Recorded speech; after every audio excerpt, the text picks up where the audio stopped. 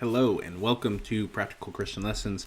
We are going through an essay comparing briefly the Assyrian laws and Deuteronomy laws, and it's going to be rough.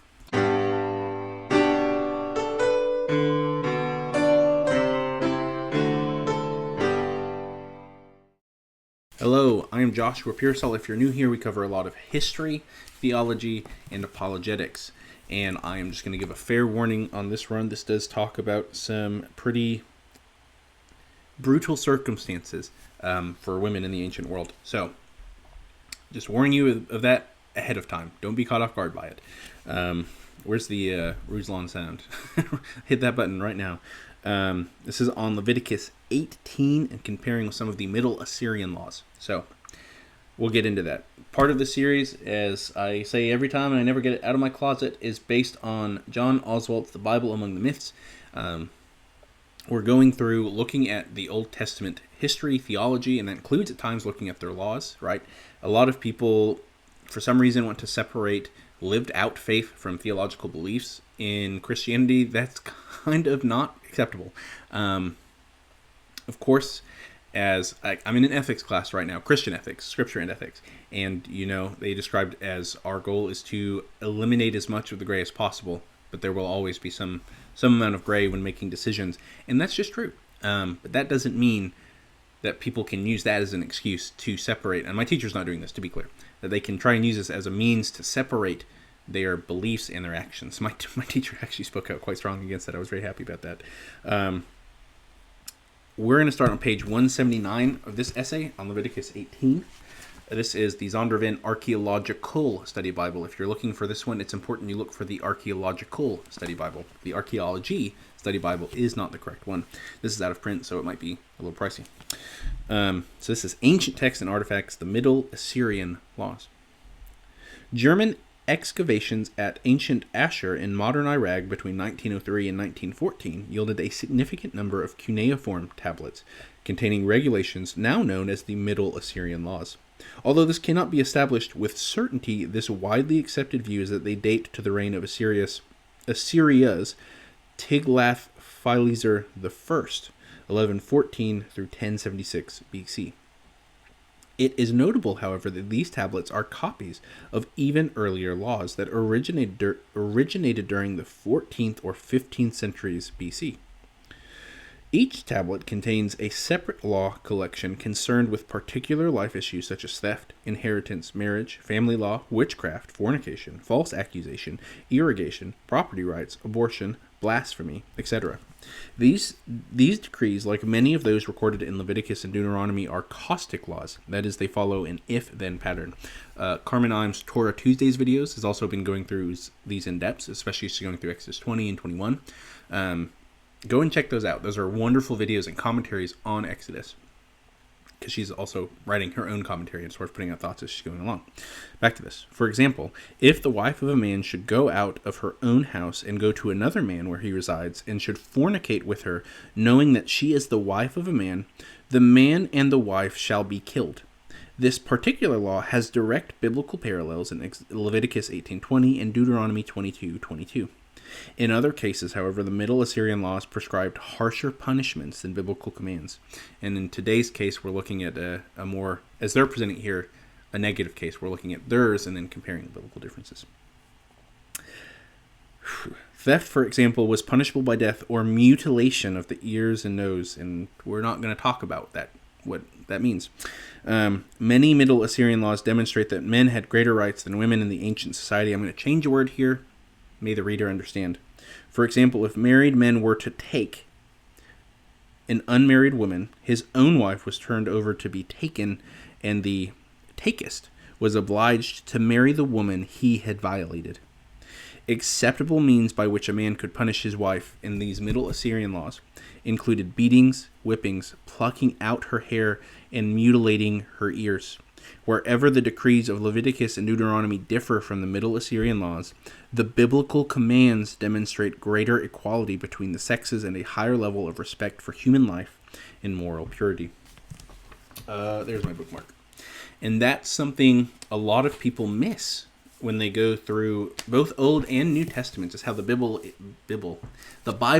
is uplifting women compared to the societies around them. Hopefully it doesn't fall over. And that's because a lot of people sort of see things through the lens of today, especially people who are skeptical and critical of the Bible and don't want to engage it in its own time and place and see how that plays into how we're understanding things.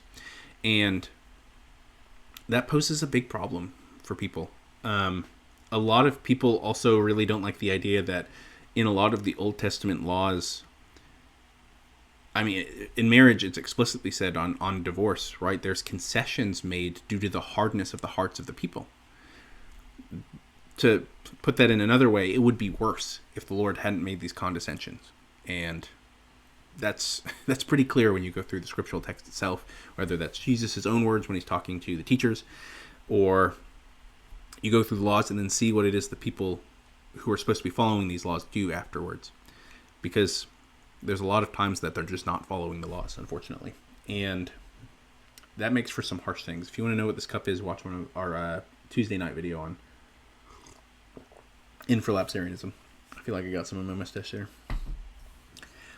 But these laws did lift women up higher than their neighbors around them, right? You couldn't just do a lot of the punishments that were rampant in these other places, which included killing. By the time you get to the New Testament, right, there were literally levels of how human you were. Roman man being the most human. I think the imperials were above regular Roman man. You like Roman man, Roman woman, slave, and Roman slave, non-Roman slave. Though you'll get into tricky situations about Roman slaves because not everywhere allowed Roman slaves. That's something. And then it was more like bondservants. And then if you were Roman, if you weren't Roman, it's very different.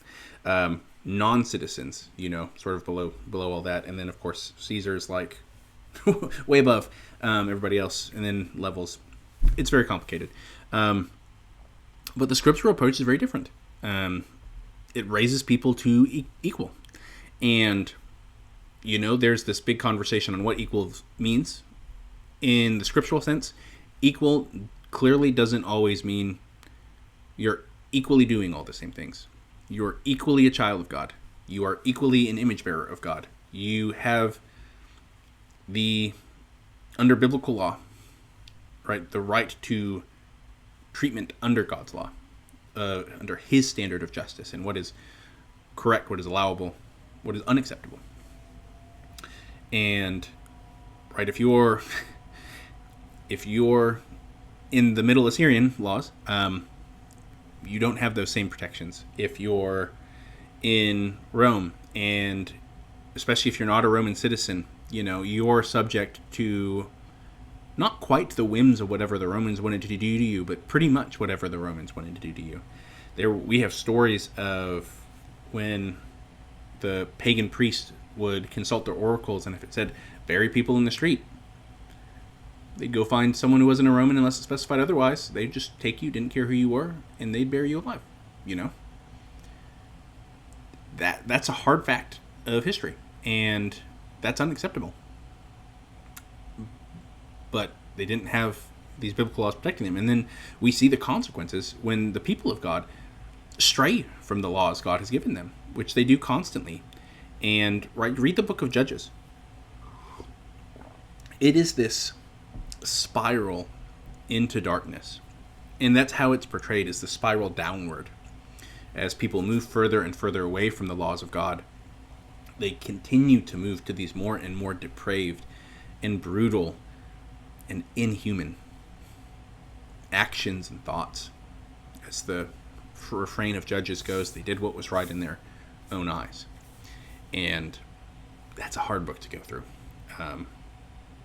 But that's how the Bible portrays these things. The further you may move away, not just from the commands of God, but the intention of how it's supposed to shape your character, the worse you are going to be. You're going to move towards these darknesses that the Lord has condemned. You're going to be more like your neighbors, in their case, the neighbors around them, and move towards their style of sacrifices. You're going to engage in the same immoral practices. You're going to then start doling out the same punishments as these people. you're not just going to think you can worship their gods and then escape the consequences of that. You're going to become like them and start doing the things which the Lord then brings judgment on, right? When you read Deuteronomy 19, I could be wrong on that. I'll put a comment below and pin it on the passage I'm thinking of in my mind, where it speaks of what the judgment that's coming to the Canaanites and such are for. And it's because their sin has reached its fullness. I believe there's a passage in Genesis as well that speaks to that, where it says that the fullness of the sins of these people has not yet been reached. So judgment does not yet come, but it will come. And if you read the book of Joshua, right, look into the people that are being judged and the things they were doing. It's dark and it's brutal, and it's hard to read at times. But there were some great evils. You don't even have to be a Christian to agree that many of the things happening were just wrong and dark and twisted. It was bad. And people want to have this idea, we're just naturally good, that we're not inclined towards these evil things, that we're not inclined towards wickedness. Human history just doesn't bear that out. I'm not going to get into a whole spiel on it today. Inspiring Philosophy has many great videos on this topic, on how Christianity has improved the world and pushed people towards what we would consider a better moral high ground, and overall made better societies. But you also see so many societies, and I'm not saying Christians are perfect. We're not. We're people. We have made a lot of mistakes too.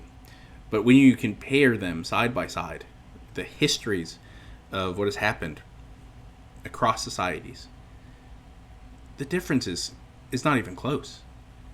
And even the greatest evils of the church, which I would say, because of the fact that it's being done in the name of the Lord, is one of, if not the most heinous things the church can do. For a lot of people, compared to the actions of those outside the church and how far down the rabbit trail they went, we're not even close.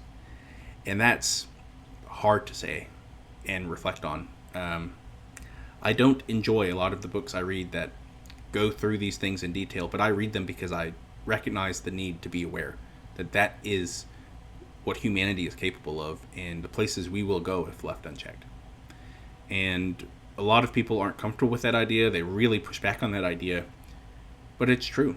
And the cure to that problem is Christ. The cure to that problem is the transformation of the Spirit in our inner lives. The old man must die so the new man can live. And that's the promise of Christianity. And that's the promise I extend to everyone here. If you look out at humanity and see the darkness and the twistedness and you want to do something about it, then come to the Lord and let him change you and transform you and see how he will use you to help build up his church and change the world around you. You will be very surprised. I am constantly surprised at the things the Lord does, despite my constant failures and shortcomings. But he does it anyway, because he's good, even when I'm not. And that is a solace in such a dark world at times. So with that, you guys go in peace. Have a wonderful day. God bless.